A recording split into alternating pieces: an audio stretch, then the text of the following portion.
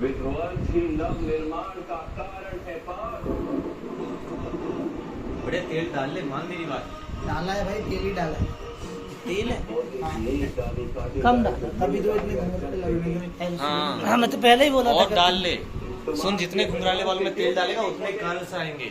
तो अभी नहीं मान रहा, पर तू मारेगा बाद में। कर्तव्य की शर्त में ना आधी आधी बोतलें जाती हैं। इसकी मम्मी इतनी परेशान हो गई थी कि वो घर पे तेल बनाने लगी। कौन कौन? कर्तव्य की मम्मी बोल रहा है, इसका जितना डालेगा ना उतने कर्ल आएंगे, उतने कर्ल आएंगे। बोतलें खत्म हो जाती हैं करती थी।